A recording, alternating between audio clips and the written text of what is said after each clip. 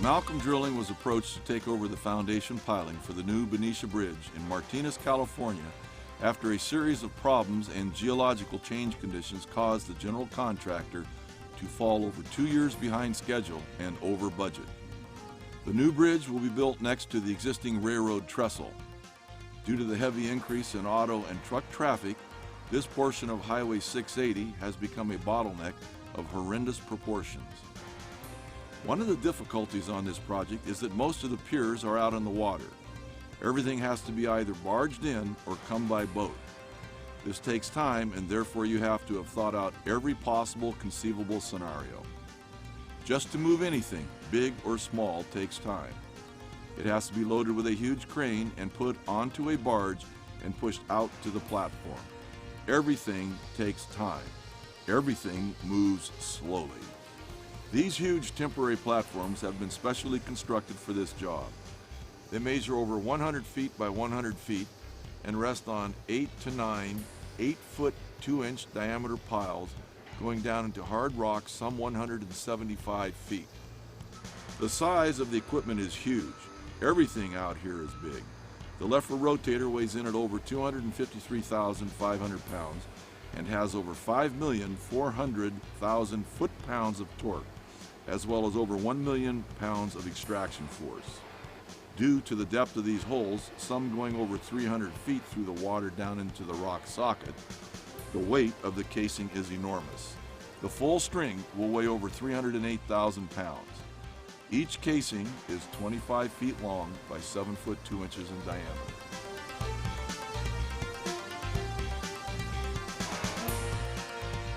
As the rotator grips the casing, it forcefully twists while pulling the casing downward, while the teeth on the cutting shoe cut through the rock. Then the rock is chiseled and broken and finally removed with a lever grab.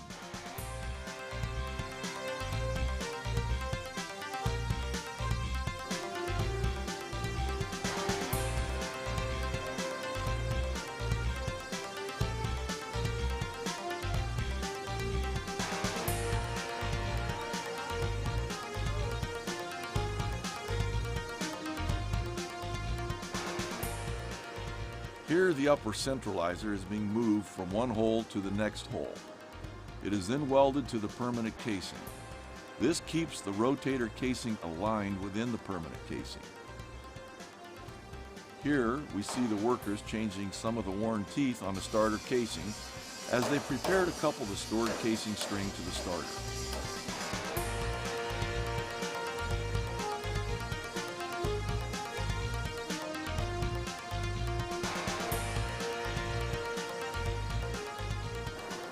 Once the starter is ready to go, the 150-foot string of casing is lifted clear of the temporary storage hole.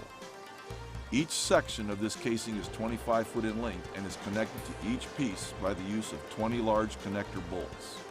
Slowly and carefully, under the watchful eye of the veteran crane operator, the casing is carefully maneuvered out of the storage hole to be connected to the 22-foot starter with large conical bolts. This long drill string of sectional casing will be set down into the permanent casing. The permanent casing has been previously vibrated down approximately 170 feet into the bedrock by the general contractor. Once driven to the starting depth, the platform was put in place over the permanent casing. Malcolm Drilling then places their drill string into the permanent casing and will drill inside this casing down into the specified rock socket depth. These rock sockets vary according to the specs, but they are from 67 feet to some nearly 150 feet deep. Now, the lever chisel is being inserted into the casing. It will be lowered to within 6 foot of the hard rock and then repeatedly dropped to bust or fracture the rock. This chisel weighs over 33,000 pounds. Now, the crane has been hooked up to the 47,000-pound LKG3 spherical grab, which functions like a giant ice cream scoop. It is inserted into the casing and then grabs the broken or fractured material which was broken earlier by the chisel. It forcefully closes on the fractured rock for removal from the casing.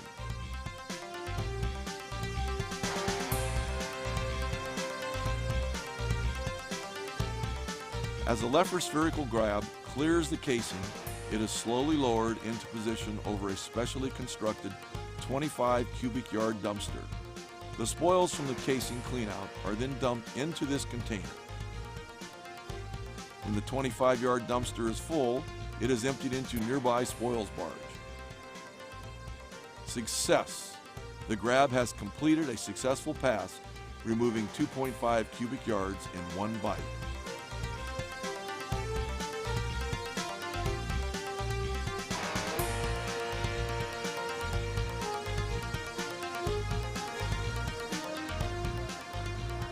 A Malcolm employee has just disconnected the lifting helmet from a specially designed trimmy pipe string that is being used to airlift spoils from the drilled shaft.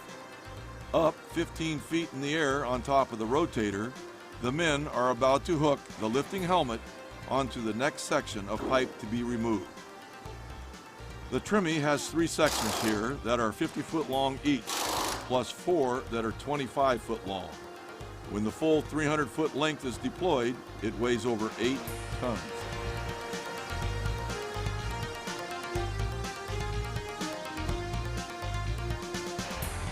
Here we see the huge reinforcement cage for the next pile. These cages are fabricated in Vallejo, California at the general contractor's yard. They are then carefully loaded onto a specially constructed barge that has a pivoting carriage that supports the length and weight of the cage. This is called the tipping barge. You can see the cage as it is slowly lifted vertical with a heavy-duty chain, and below the spreader bar we see 2 blow scoom blocks attached to a running line sling that facilitates the lifting process to position the cage upright. Ever so slowly and with extreme precision by the crane operator, the cage angles skyward. The men at Malcolm Drilling have affectionately dubbed this piece of equipment the rocket launcher. Now, nearly vertical with its base 6 feet underwater, the 210,000-pound cage is slowly maneuvered free of its carriage and slowly lifted to the storage hole for safe keeping until the next pile is drilled and cleaned out. Ever so slowly, the cage is lowered. Here you can see to the left of the lever rotator the huge cage residing in its storage hole. Malcolm employees are now connecting the lifting shackles with this large pin to the picking head. Under the watchful eye of the crane operator, the 210,000-pound cage is moved skyward from its temporary storage hole. The long white tubes you see running the length of the cage are the gamma-gamma tubes that are used by Caltrans for the testing of pile integrity. From here, the cage will be lifted over and above the rotator, actually centered over the casing, and then slowly lowered down through the rotator's casing to the bottom of the drilled shaft.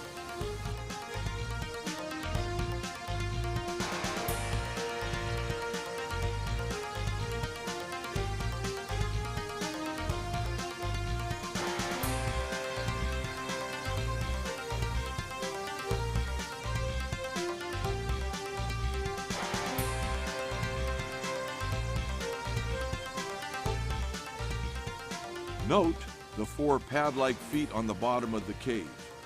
As it emerges from the storage hole, these feet enable the cage to stand upright on the bottom of the hole on the previously placed grout pad.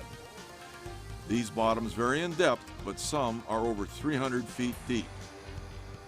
Ever so slowly, the huge cage is swung towards the cleaned-out drilled shaft. As said before, the cage has to be stabilized and centered directly over the hole before being lowered.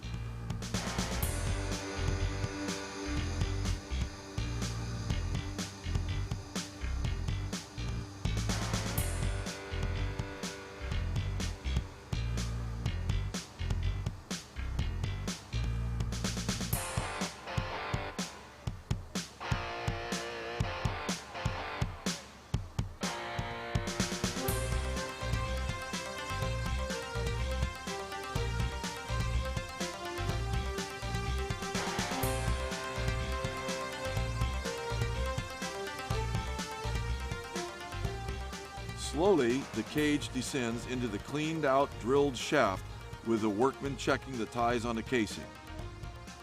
Here you can see the full length of the cage as it is held aloft.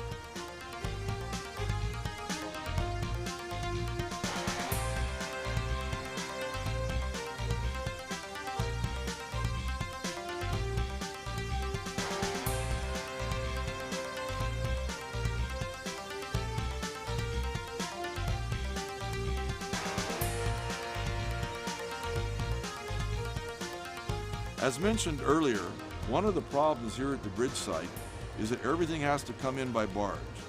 Here they come, the 4 to sometimes 6 concrete trucks on a barge. As the concrete is pumped, the water that was used to charge the hole has to be removed. These men are hooking up to a large suction pump to pump off this water. Then the concrete is dumped from the concrete trucks onto a fast-moving conveyor belt, which carries the concrete to the pump truck, which then pumps it into the shaft.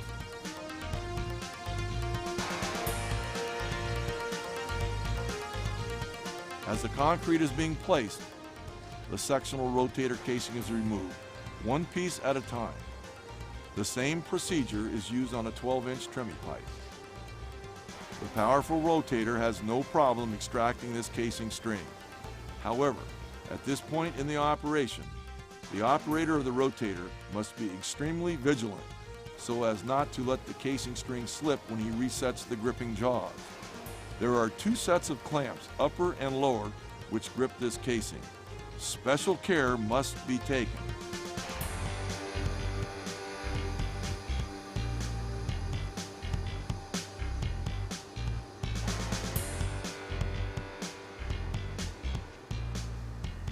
This last section is about to be removed.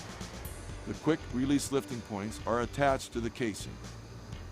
The casing is then lifted clear. The casing will be moved to the storage barge nearby. Once the pile is completed and allowed to cure, it will be tested for structural integrity. This process will be repeated over and over until all piers are completed.